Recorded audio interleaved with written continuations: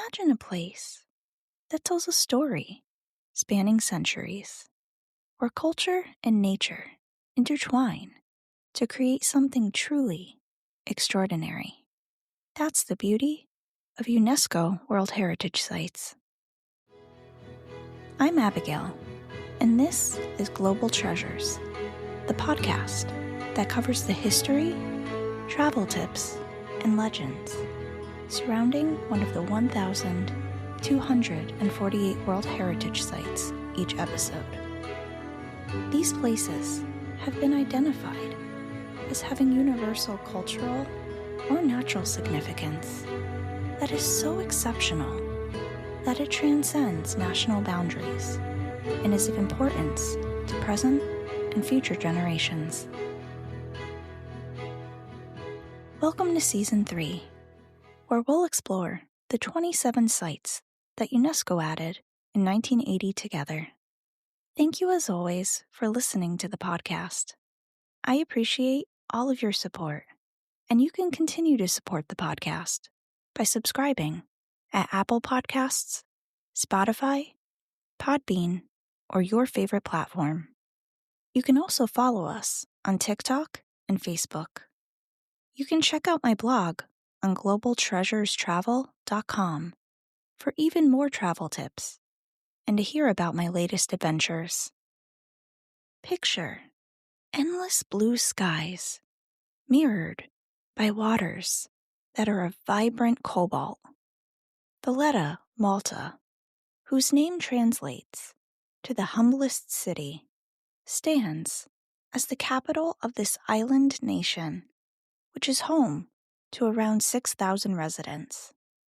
Though small in proportions, it holds a remarkable distinction.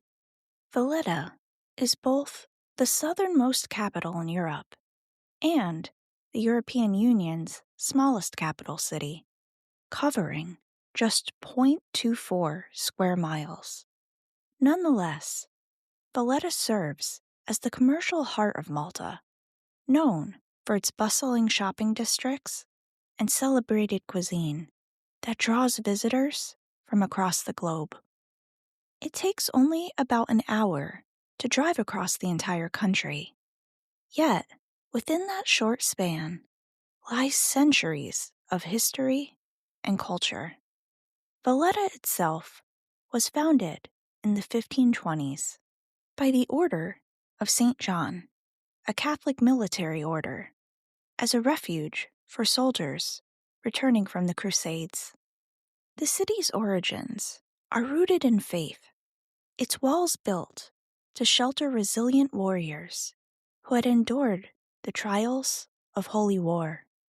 Today, Valletta stands as both a living monument and a modern hub, blending its notable past with the vibrant energy of present-day Malta. Valletta carries the name of its founder and protector, Jean Parisot de Valletta, the Grand Master of the Order of St. John. He's remembered as the man who valiantly defended the island during the Great Siege of Malta in 1565, when the Ottoman Empire attempted to seize control. Before the siege, the area that would become Valletta was simply a small watchtower, which was later demolished to make way for Fort St. Elmo, a fortress that played a crucial role in the island's defense.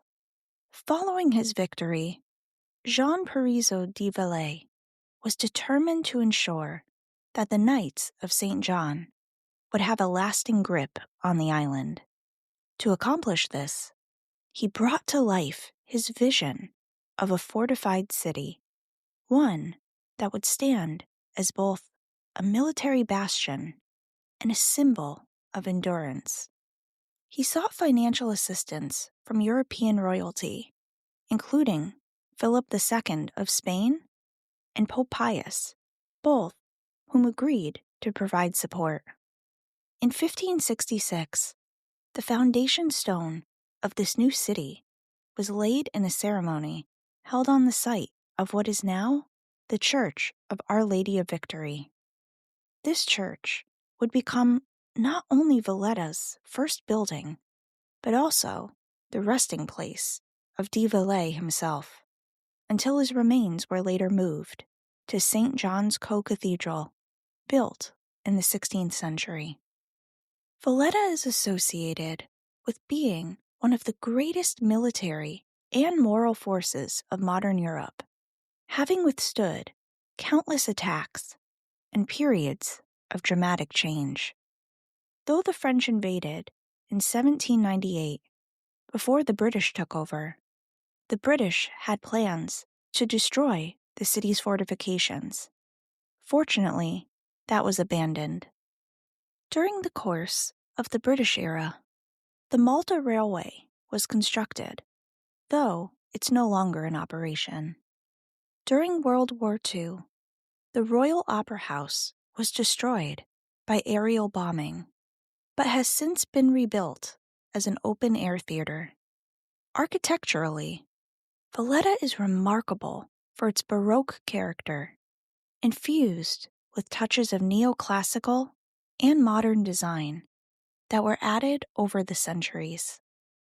What makes the city especially distinct is its urban layout.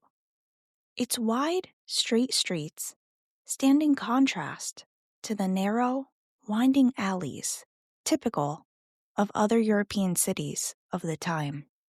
This methodical planning reflected both military precision and aesthetic vision, creating a truly magical city. Valletta is often hailed as an outdoor museum of sorts, a title earned by its remarkable concentration of 320 monuments, stunning Baroque palaces, gardens, and churches. This dense cultural landscape is the result of millennia of influence, with Malta having been ruled by the Phoenicians, Greeks, Romans, Arabs, and the Order of the Knights. This vast conglomeration of influences is still profoundly felt in the city's food, customs, architecture, and overall culture. Today, Valletta remains a testament to Jean Parisot de Valletta's foresight, a city born from conflict, but also one that endures as a masterpiece of cultural strength.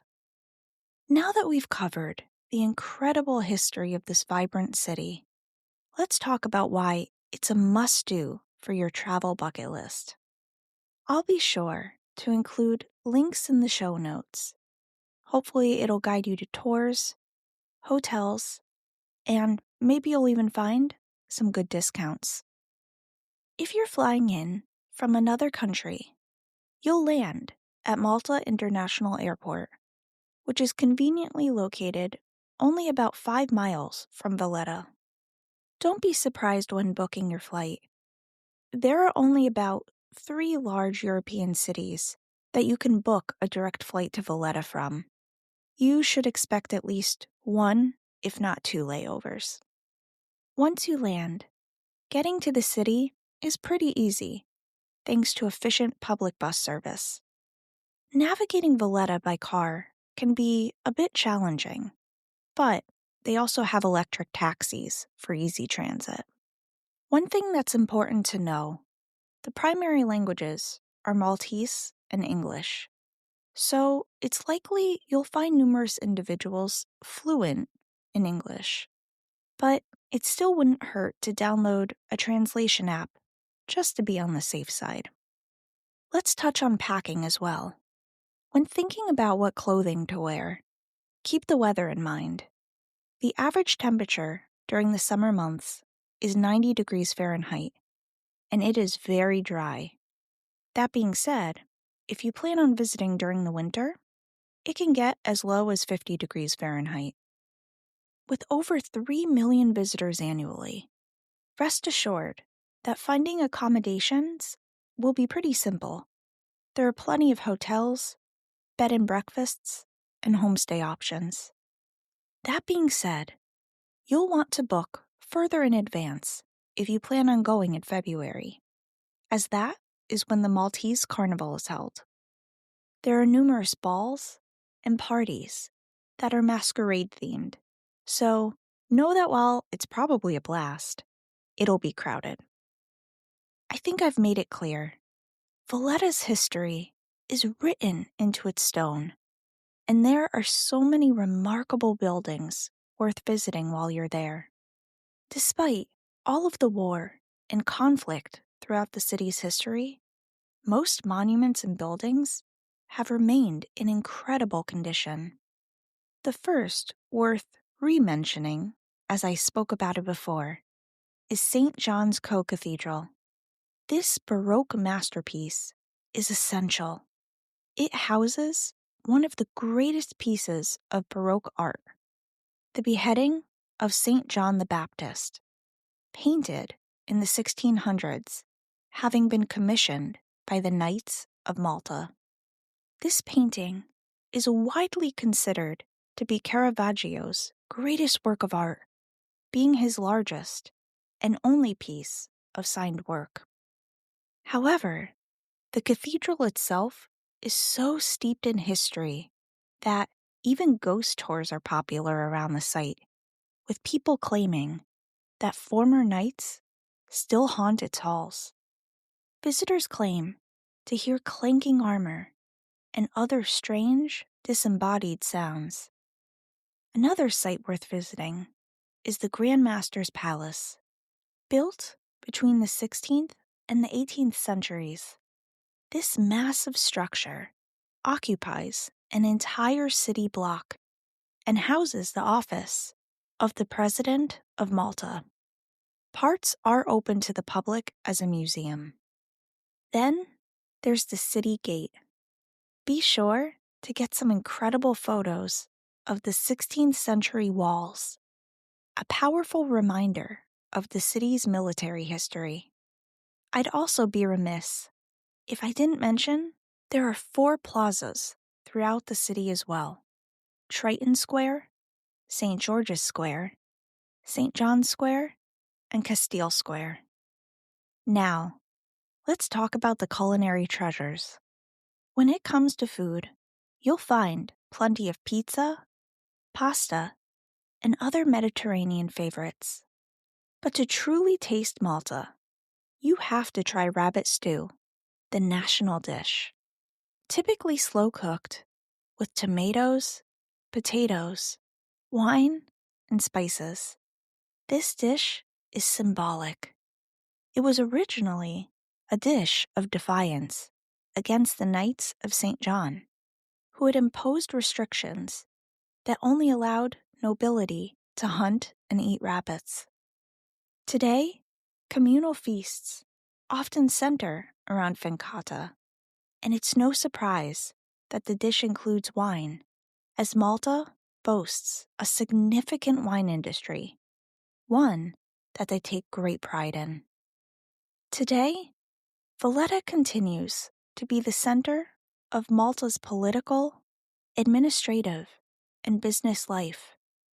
The city is now focused on the future, actively working to conserve its historical fabric while balancing the major demands of tourism, housing needs, and modern life, so that future generations can continue to enjoy this magnificent place.